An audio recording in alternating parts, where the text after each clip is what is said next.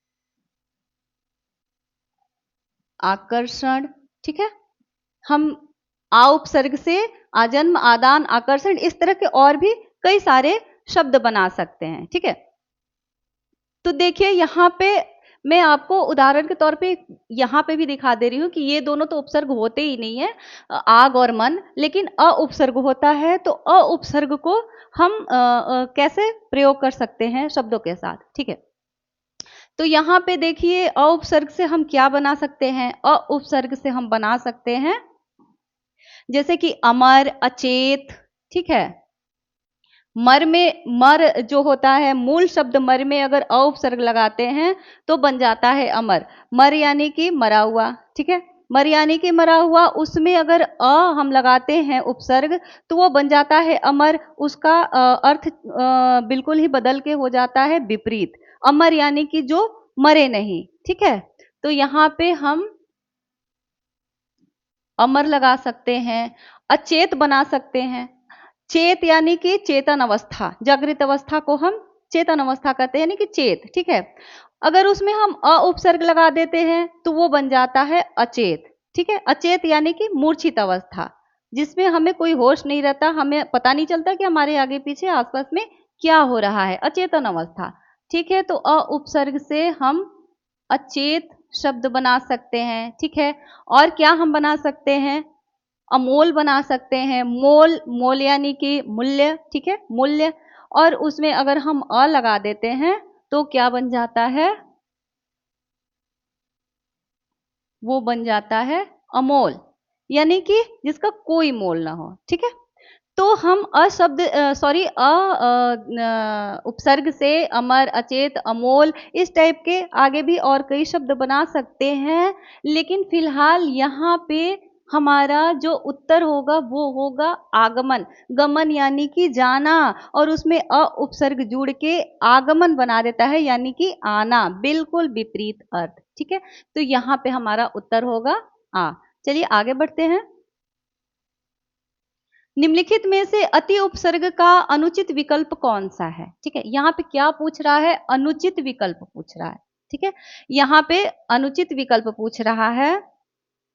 तो अत्यधिक, ठीक है। अत्यधिक में तो अति उपसर्ग लगा हुआ है, अति धन अधिक, अत्यधिक होता है, अति उपसर्ग लगा हुआ है अधिक में। अत्यंत में भी अति धन अंत जो होता है अत्यंत होता है, और अति धन रिक्त अति रिक्त होता है, ठीक है। तो इन तीनों में लगा हुआ है अति उपसर्ग। अनुचर में अति उपसर्ग नहीं लगा हुआ है। अनुचर में क्या है, अनु उपसर्ग का उपयोग किया गया है। अनुचर में अनु उपसर्ग का प्रयोग किया गया है। चर यानी कि चलने वाला, विचरण करने वाला। तो चर मूल शब्द में अनु उपसर्ग लगा है तो बन गया है यहाँ पे अनुचर, ठीक है ना। तो क्या पूछ रहा है कि अनुचित विकल्प कौन सा है, तो अत्यधिक, अत्यंत और अतिरिक्त, ये तीनों तो उचित विकल्प हैं। जो अनुचर है वो है अनुचित विकल्प, ठीक है। तो हम आगे बढ़ते हैं, इसका उत्तर होगा 4। इसमें क्या पूछ रहा है, इनमें से कौन सा शब्द अंतः उपसर्ग से नहीं बना है, ठीक है। सॉरी, 8वां प्रश्न कह रहा है कि इनमें से कौन सा शब्द अंतः उपसर्ग से नहीं बना है। तो आपको साफ साफ देखने को यहाँ पे मिल रहा है कि करण मूल शब्द में अंतः उपसर्ग लगा हुआ है। ये तो एकदम सामने दिख रहा है, तो इसमें तो कुछ सोचना ही नहीं है, ठीक है। अंतर मन में भी, मन में अंतः लगाइए आप तो क्या होगा, अंतः उपसर्ग लग के अंतर मन बनता है, ठीक है। अंतः पूर्व में भी एकदम साफ साफ दिख रहा है, पूर्व मूल शब्द में अंतः उपसर्ग लगा हुआ है, तो यहाँ पे भी अंतः उपसर्ग लगा हुआ है। कौन सा शब्द नहीं बना है, तो यहाँ पे अनर्गल, अनर्गल जो है एक मूल शब्द है, उसमें कोई भी उपसर्ग नहीं लगा है, ठीक है। तो यहाँ पे इसका उत्तर होगा 4 कि अनर्गल में अंतः उपसर्ग का उपयोग नहीं हुआ है, ठीक है। अंतः उपसर्ग से हम और भी बहुत सारी शब्द बना सकते हैं, जैसे अंतर्देशीय, अंतरजातीय, इस तरह के बहुत सारे शब्द बनते हैं, ठीक है। हम आगे बढ़ते हैं। जिस शब्द में उपसर्ग नहीं है वह है। ठीक है, तो देखिए यहाँ पे मूल शब्द में जो रूप दिया हुआ है, यहाँ इसका मूल शब्द है। अनुरूप में रूप जो है मूल शब्द है, जिसमें अनु उपसर्ग लग के अनुरूप बना हुआ है, तो इसमें तो उपसर्ग है। जीव जो मूल शब्द है, इसमें स उपसर्ग लग के सजीव बना हुआ है, तो इसमें भी उपसर्ग है। दुर्गुण है, गुण मूल शब्द में दुर उपसर्ग लग के यहाँ पे दुर्गुण बनाया है। ठीक है, तो ये भी उपसर्ग है। लेकिन जो ये दयालु है, इसमें कोई उपसर्ग नहीं है, बल्कि इसमें प्रत्यय है। दयालु में आलू प्रत्यय जुड़ के दयालु बना है। ठीक है, दया में आलू प्रत्यय जुड़ा है, तो ये दयालु बना हुआ है। यहाँ पे उपसर्ग नहीं है, बल्कि आलू प्रत्यय लगा हुआ है दयालु में। तो ये ऑप्शन नंबर 4 उत्तर है, जिसमें उपसर्ग नहीं है। 10वां प्रश्न कह रहा है, उपसर्ग का प्रयोग होता है शब्द के मध्य में, शब्द के अंत में, शब्द के आरंभ में। ठीक है, तो मैंने आपको पहले ही बताया है कि उपसर्ग का जो प्रयोग होता है वो शब्द के आरंभ में होता है। वो शब्द के आरंभ में जुट के उस शब्द के अर्थ में परिवर्तन लाते हैं। ठीक है, तो इसमें तो ऐसा कुछ है नहीं व्याख्या करने लायक। तो चलिए आगे बढ़ते हैं। प्रश्न संख्या 11 क्या कह रहा है, निम्नलिखित शब्दों में से किस शब्द में उपसर्ग लगा है। ठीक है, क्रोध, गैर हाजिर, रक्षा, भावना। ठीक है, तो देखिए क्रोध एक मूल शब्द है, इसमें कोई उपसर्ग नहीं लगा है। क्रोध का अर्थ होता है गुस्सा, रोष। ठीक है, तो इसमें कोई भी उपसर्ग नहीं लगा है। गैर हाजिर, गैर हाजिर में ये हाजिर जो है मूल शब्द है, और इसमें गैर जो है वो उपसर्ग का काम कर रहा है। ठीक है, तो गैर हाजिर में उपसर्ग लगा हुआ है, जो विदेशी शब्द है। ठीक है, ये हिंदी और संस्कृत भाषा के शब्द नहीं हैं। ठीक है, रक्षा और भावना, इन दोनों में भी कोई उपसर्ग नहीं लगा है। ठीक है, सिर्फ उत्तर होगा हमारा कि गैर हाजिर में उपसर्ग लगा हुआ है। आगे बढ़ते हैं। प्रश्न संख्या 12 कह रहा है, निम्नलिखित शब्दों को सही उपसर्ग से जोड़ें। ठीक है, ए में क्या है, व्यवस्थित। ठीक है, बी में प्रयोग, सी में पुत्र और डी में जन्म दिया हुआ है। उपसर्ग में क्या हुआ है, आ, कुल, सु और अनु। ठीक है, तो हम देखते हैं कि व्यवस्थित को हम किस में लगाएंगे कि हमारा जो शब्द है वो परिवर्तित हो जाए। ठीक है, तो व्यवस्थित को हम सु के साथ लगाते हैं तो बन जाता है सुव्यवस्थित। ठीक है, प्रयोग को हम अनु के साथ लगाते हैं तो अनुप्रयोग बन जाता है। ठीक है, पुत्र को हम कु के साथ लगाते हैं तो कुपुत्र बन जाता है। ठीक है, पुत्र तो पुत्र है, वो अच्छा भी हो सकता है और बुरा भी हो सकता है। ठीक है, तो कुपुत्र यानी कि बुरा पुत्र, और सुपुत्र यानी कि अच्छा पुत्र। तो कु और सु उपसर्ग लगाने से पुत्र के अर्थ में परिवर्तन आ जाएगा, वो अच्छा या बुरा हो सकता है। और जन्म यानी कि जन्म होता है, लेकिन हम उसमें आ उपसर्ग लगा देते हैं तो आ जन्म हो जाएगा, यानी कि जीवन पर्यंत। ठीक है, तो क्या है, ए का तीसरा है। तो अब हम देखेंगे इसका टिक कैसे लगाएं उत्तर में। तो ए का तीसरा तो पहले वाले में भी दिया हुआ है, और ए का तीसरा दिया हुआ है तीसरे वाले में भी। ठीक है, फिर हम क्या देखेंगे, ये सारे लगाने से बेहतर है कि एक हमने देख लिया कि ए का तीसरा है, तो अब बाकी तो हो नहीं सकता है। फिर से हम देखेंगे कि बी में क्या दिया हुआ है। ठीक है, तो सॉरी, ए का तीसरा दिया हुआ है तो बी में दिया हुआ है पहला। तो ठीक है, हमारा बी का क्या है, चौथा है। तो हम देखेंगे कि ऑप्शन नंबर 3 में दिया हुआ है ए का तीसरा और बी का चौथा, तो बाकी देखने की जरूरत नहीं है, हमें यहाँ पे सीधे टिक कर देनी है। ठीक है, तो हमारा उत्तर होगा ऑप्शन 3। 13 प्रश्न क्या कह रहा है, निम्न शब्दों का उनमें प्रयुक्त उचित उपसर्गों से मेल कीजिए। ठीक है, सूची 1 में क्या दिया हुआ है, सुरक्षित। ठीक है, यहाँ पे देखिए ये कितना ही मतलब आसान क्वेश्चन है। अब इससे आसान क्वेश्चन कुछ नहीं हो सकता है। ठीक है, अब इसको आप नहीं सॉल्व करके आएंगे तो फिर क्या करके आएंगे। अगर आपको उपसर्ग का थोड़ा भी ज्ञान है, एकदम थोड़ा भी ज्ञान है, तो बिल्कुल आसानी से आप ये क्वेश्चन मार सकते हैं टिक। कैसे, देखिए हम देखेंगे कि सुरक्षित है यहाँ पे पहले, ठीक है। तो यहाँ पे हम सम, स, सत और सु। तो सु तो सिर्फ सुरक्षित में ही दिया हुआ है, संरक्षित और सपाट और सदा में तो सु है नहीं। तो सु देखेंगे कि पहले सूची 2 में सु कहाँ है? सु हमें चौथे में दिखाई दे रहा है। तो रक्षित जो मूल शब्द है उसमें सु उपसर्ग लग के सुरक्षित बना हुआ है, ठीक है। तो क्या करेंगे कि सीधे सु का सु से मिलान करेंगे, ठीक है। तो यहाँ पे हो गया हमारा रक्षित में सु लग के सुरक्षित। तो ए का हो गया हमारा चौथा। इसमें कुछ देखना ही नहीं है, जहां सु देखे और इसमें जहां सु दिखे मार देना है, ठीक है। संरक्षित में भी क्या होता है? संरक्षित में, रक्षित में सम लग क्या होता है? सम लग के होता है, सम उपसर्ग लग के रक्षित में संरक्षित बनता है। तो हम क्या करेंगे कि सम उपसर्ग मारेंगे, ठीक है। सपाट में क्या है? पाट में स लगेगा, तो स किस में दिख रहा है आपको? स दिख रहा है दूसरे में, तो हम सी का मारेंगे दूसरा सीधे। और सदाचार, सत धन आचार मिलके बनता है सदाचार, ठीक है।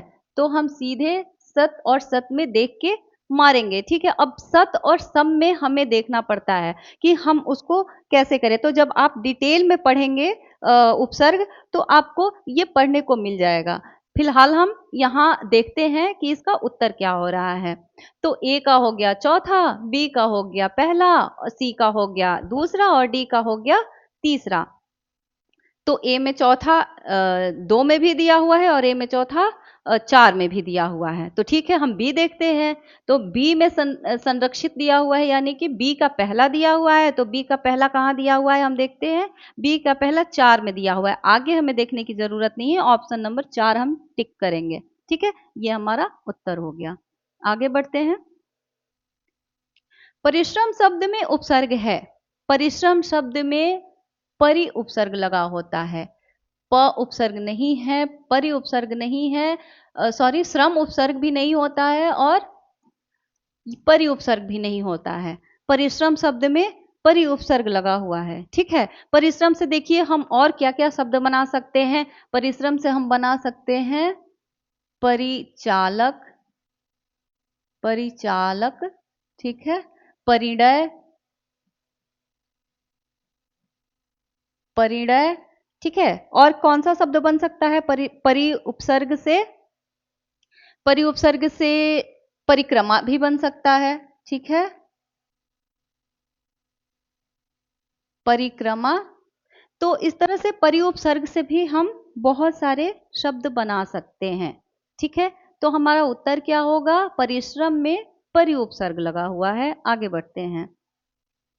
निम्नलिखित में से कौन से शब्द प्रति उपसर्ग से नहीं बने हैं, ठीक है। प्रति उपसर्ग से क्या क्या नहीं बने हैं देखते हैं। प्रतिकूल, प्रबल, प्रतिभागी, प्रत्येक, प्रतिध्वनि, ठीक है।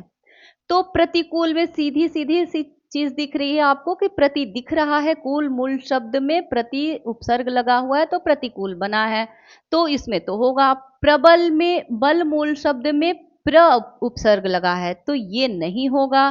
प्रतिभागी में भी प्रति आपको दिख रहा है तो यहाँ पे भी होगा। और प्रत्येक में भी प्रतिधन एक होता है प्रत्येक, तो यहाँ पे भी प्रति उपसर्ग होगा। प्रतिध्वनि में तो दिख ही रहा है कि प्रति उपसर्ग लगा हुआ है, ठीक है। तो ये भी होगा।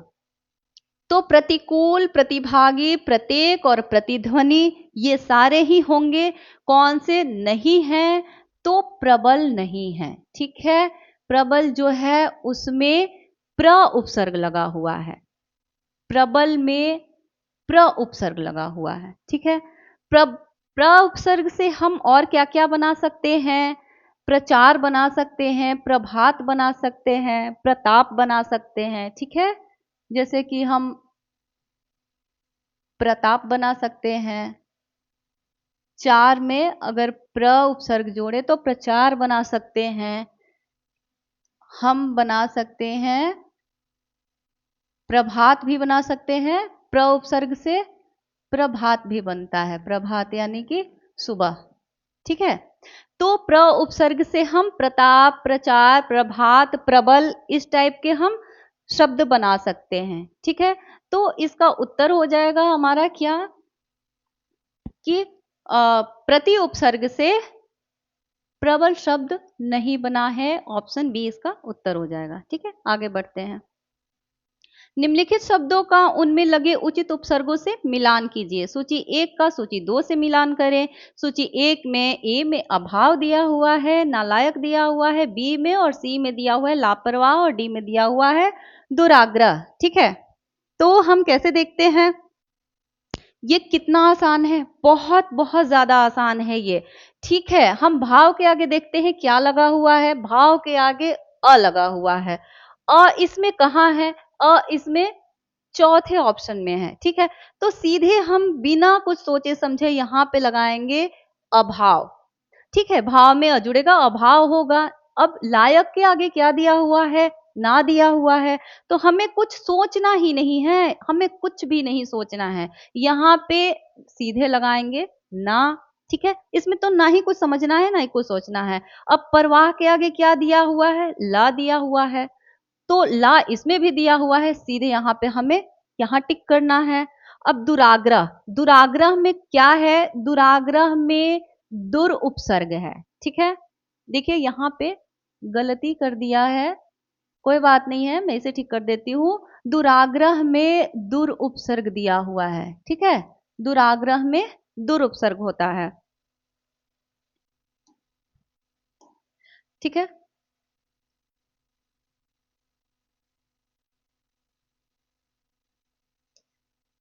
तो क्या होता है, दुर यानी कि बुरे के अर्थ में प्रकट करता है। ठीक है, दुर को हम बुरे के अर्थ में प्रकट करते हैं, जैसे दुष्काम, दुष्ट, दुशासन, इस तरह के चीजों को हम बुरे के अर्थ में प्रकट करते हैं। तो दुराग्रह में क्या हो जाएगा, दुराग्रह में हो जाएगा हमारा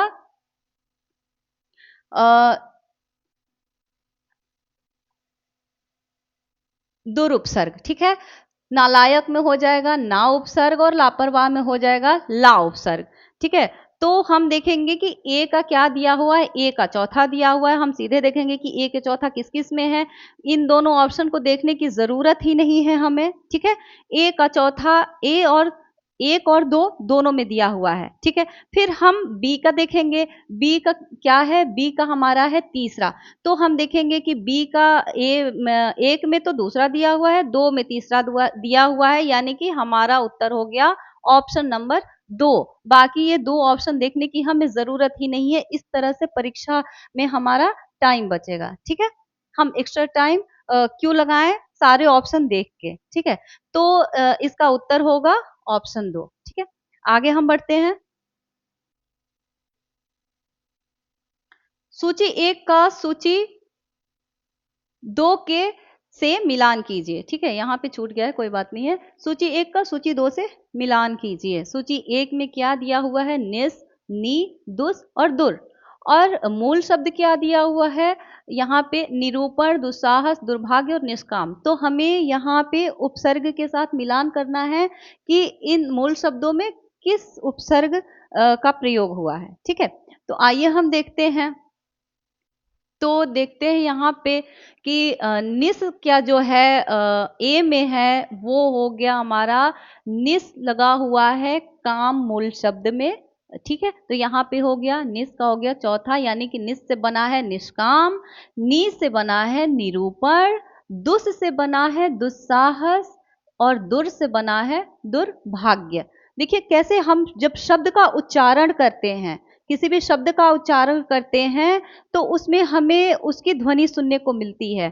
तो देखिए यहाँ पे दुर्भाग्य, दुर्भाग्य, र हालांकि यहाँ पे लिखा नहीं हुआ है, हमें दिख नहीं रहा, लेकिन इसको हम उच्चारण जब करते हैं, जैसे दुर्भाग्य को उच्चारित करते हैं, तो दुर्भाग्य सुनने को मिल रहा है। तो इसमें दुर यहाँ पे दिख रहा है। ठीक है, उपसर्ग इसमें आएगा दुर, क्योंकि यहाँ पे हमें दुर्भाग्य में दुर का उच्चारण सुनने को मिल रहा है।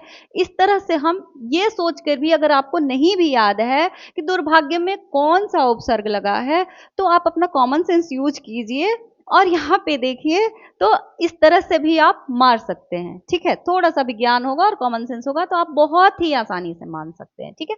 निरूपण में, रूपण में क्या है, रूपण के आगे नी लगा हुआ है तो सीधे हम यहाँ पे नी है तो इसका यूज करेंगे।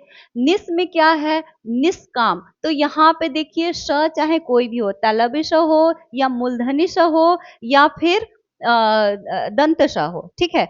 श कोई सा भी हो लेकिन निस में यही रहता है, यहाँ पे श चेंज नहीं होता है, हमेशा स ही होता है, चाहे श हो चाहे श हो, ठीक है। तो हम निष्काम में निस उपसर्ग का यूज हुआ है। तो यहाँ पे अब हम उत्तर देख लेते हैं कि इसका उत्तर हम कैसे लगाएंगे कि ए में क्या दिया हुआ है, चौथा। तो ठीक है, ए में यहाँ पे अ, इसको हम तो देखेंगे ही नहीं क्योंकि ए में चौथा है ही नहीं और ए में चौथा है ही नहीं, तो ऑप्शन 1 और 4 को तो हम बिल्कुल देखेंगे नहीं, सिर्फ ऑप्शन 2 और 3 को देखेंगे क्योंकि ए में दोनों में चौथा दिया हुआ है। फिर ठीक है, हम क्या करेंगे, फिर बी देखेंगे। बी में क्या दिया हुआ है, हमारा उत्तर है पहला, ठीक है, निरूपण। तो जब हम बी में देखेंगे कि पहला कहाँ है, तो बी में पहला दिया हुआ है तीसरे ऑप्शन में, तो हम ए को भी अब बाकी देखने की जरूरत नहीं है। इससे हमारे एग्जाम में क्या होता है, हमारे समय की बचत होती है। तो हम क्या करेंगे कि बस इतना ही देके आंसर टिक करेंगे और अपने समय को बिल्कुल भी बर्बाद नहीं करेंगे। तो हमारा उत्तर हो जाएगा ऑप्शन नंबर 3, ठीक है। आगे बढ़ते हैं। सूची 1 का मिलान सूची 2 के साथ कीजिए। सूची 1 में क्या दिया हुआ है, दुर दिया हुआ है, ना दिया हुआ है, सु दिया हुआ है, सर दिया हुआ है, ठीक है। और इसमें क्या दिया हुआ है, सूची 2 में स्वागत, नासमझ, दुर्लभ और सरताज, ठीक है। तो हम क्या करेंगे कि अब देखते हैं कि कैसे हम इसको लगाते हैं। तो सीधा सीधा देखते हैं, जो सबसे आसान है। पहले तो हम देखेंगे कि ताज के पहले क्या है, ताज के पहले सर लगा हुआ है, तो बिना कुछ देखे हम सर का सर से मिलान कर देंगे, ठीक है। तो ये तो हो गया, ठीक है। अब हम क्या देखेंगे, उसके बाद हम देखेंगे कि दुर्लभ कहाँ है। दुर्लभ में क्या होता है कि दुर होता है, दुर होता है उपसर्ग, ठीक है। दुर्लभ में दुर उपसर्ग होता है, तो दुर यहाँ पे लिखा है दुर्लभ, उच्चारण में दुर र आ रहा है, उच्चारण में जो सुनाई पड़ रहा है हमें ध्वनि र की सुनाई पड़ रही है, तो र कहाँ है, तो दू के साथ र है, तो सीधे हम यहाँ पे मार देंगे दुर्लभ। अगर हमें नहीं आ रहा है उसका बात कर रहे हैं, अदरवाइज तो जिसको आ रहा है कि कौन कौन से उपसर्ग होते हैं उन्हें तो कोई दिक्कत नहीं होगी, लेकिन अगर जिसको कम आ रहा है या नहीं आ रहा है, ना के बराबर आता है, वो भी इस तरह से तुक्का लगा के आसानी से मार सकते हैं, ठीक है। तो मैं वही आपको समझा रही हूँ, हालांकि तुक्के लगाने की जरूरत नहीं है, एग्जाम क्वालिफाई करने के लिए मेहनत करनी होती है और आपको मेहनत करनी चाहिए, ठीक है। तो आप देखिए, फिर ना का देखते हैं, समझ के आगे क्या है, सीधे ना है, इसमें भी समझने की जरूरत ही नहीं है, आंख मूंद के मार देना है, कुछ नहीं करना है यहाँ पे। तो ना समझ और सु, यानी कि अब बचा एक, तो इसका तो बस इसके अलावा और कुछ हो ही नहीं सकता, तो आगत में सु उपसर्ग लगेगा तो क्या हो जाएगा, स्वागत हो जाएगा। अब हम देखते हैं इसका आंसर, ठीक है। दुर, यानी कि ए में क्या लिखा है, दुर, तो दुर के साथ हमारा क्या है, तीसरा है, ए का तीसरा है। हम देखेंगे पहले कि ए का तीसरा किसमें दिया हुआ है। देखो ए का तीसरा सिर्फ और सिर्फ 2 में दिया हुआ है, ए में दिया हुआ है पहला और 3 में दिया हुआ है चौथा और 4 में दिया हुआ है दूसरा। तो हमें बाकी कोई ऑप्शन देखने की और सारे मिलाने की जरूरत ही नहीं है, ठीक है। किस लिए हम अपना टाइम वेस्ट करेंगे सारे ऑप्शन और देखने और मिलाने में, जब ए का तीसरा सिर्फ 2 और 2 में दिया हुआ है, तो बाकी हम कुछ नहीं देखेंगे और सिर्फ आंसर इसका टिक करेंगे और आगे बढ़ेंगे, ठीक है। तो हमारा उत्तर क्या होगा, ऑप्शन नंबर 2। आगे बढ़ते हैं। 19वां क्वेश्चन क्या कह रहा है, संहार शब्द में उपसर्ग है।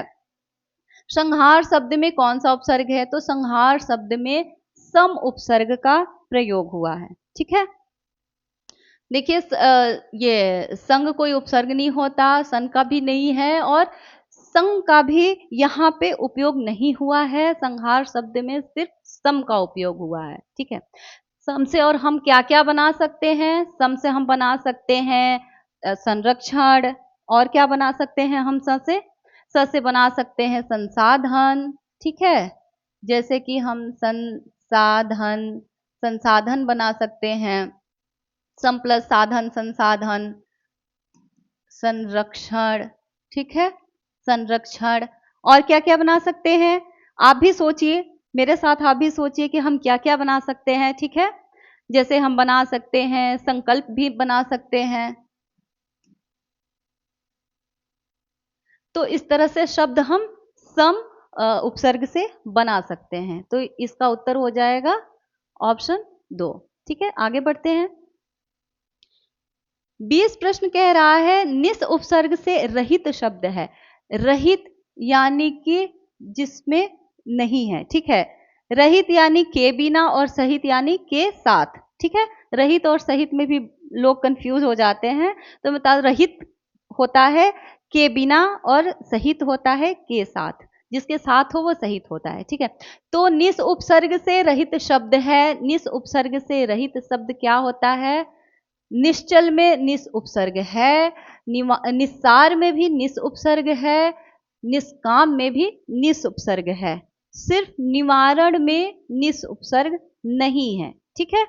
तो यहां हमारा उत्तर हो जाएगा कि निवारण निस उपसर्ग से रहित शब्द है। निवारण में क्या है?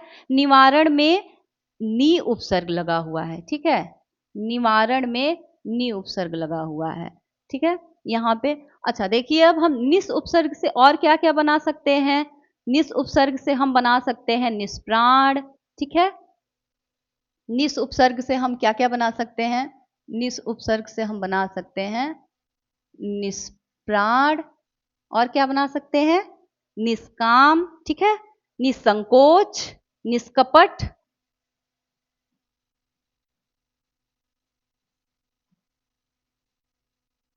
निसंकोच, ठीक है। हम क्या क्या बना सकते हैं? निष्कपट, निसंकोच, निष्प्राण, निष्कपट, ठीक है। और क्या बना सकते हैं? इस तरह से बहुत सारे शब्द बना सकते हैं। अब इतनी जल्दी इतने सारे शब्द एक साथ दिमाग में नहीं आते हैं, ठीक है। तो हम इस तरह से बहुत सारे शब्द बना सकते हैं। यहाँ पे जो है ये, इसमें क्या है? नी, यहाँ पे क्या है? नी उपसर्ग का उपयोग हुआ है, इसमें निस उपसर्ग का उपयोग नहीं हुआ है। तो ऑप्शन 4 हमारा उत्तर हो जाएगा। आगे बढ़ते हैं। 21 प्रश्न कह रहा है दुस उपसर्ग से कौन सा शब्द नहीं बना है, ठीक है। दुस उपसर्ग से कौन सा शब्द नहीं बना है? तो दुस उपसर्ग से बना है, हालांकि कोई सा भी शब्द श लगा हुआ हो, लेकिन उपसर्ग में सॉरी, उपसर्ग में क्या होता है? एक ही स होता है, ठीक है। दुस इस तरह से ही हम लिखते हैं, चाहे कोई सा भी श हो, तालव्य श हो, मूर्धनी श हो, दंत श हो, कोई सा भी श हो, लेकिन हम दुस में यही स लिखते हैं। यहाँ पे मिसप्रिंट हो गया, कोई बात नहीं है। तो यहाँ पे क्या है कि दुष्कर बना है जो दुस उपसर्ग से बना है, दुष्प्राप्य भी दुस उपसर्ग से बना है, और दुष्कर्म भी दुस उपसर्ग से बना है। जो दुष्ट है वो दुस उपसर्ग से नहीं बना है। तो ऑप्शन 3 हमारा उत्तर हो जाएगा, ठीक है। हम आगे बढ़ते हैं। चिर उपसर्ग से बने शब्द हैं। चिर उपसर्ग से बने कौन कौन से शब्द हैं, ठीक है, आइए हम देखते हैं। चिराग, चिरायु, चिर परिचित, चिरकाल और चिंतित, ठीक है।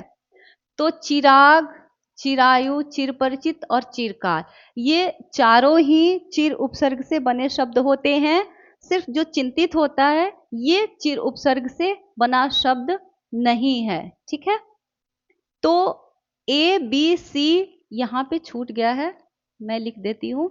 ए बी सी और डी ये चारों ही हैं चिर उपसर्ग से बने हुए शब्द। तो ऑप्शन 1 हो जाएगा उत्तर, ठीक है। तो ये थे आज के हमारे उपसर्ग पे आधारित कुछ प्रश्न। मैं आशा करती हूँ कि आज का वीडियो आपको पसंद आया होगा। ये प्रश्न बहुत ही महत्वपूर्ण हैं। CUET UG 2022 से 24 के बीच हिंदी के अंतर्गत जितने भी प्रश्न पूछे गए हैं, हर एक टॉपिक में एक एक वीडियो लेके आऊँगी। इसी तरह से जितने भी प्रश्न पूछे गए हैं उन सारे प्रश्नों पे मैं एक एक वीडियो बनाऊँगी हर एक टॉपिक को लेके। और इसी तरह मैं आपके सामने प्रस्तुत करूँगी। उम्मीद करती हूँ कि ये वीडियो आपको पसंद आया होगा। वीडियो को पूरा देखने के लिए धन्यवाद।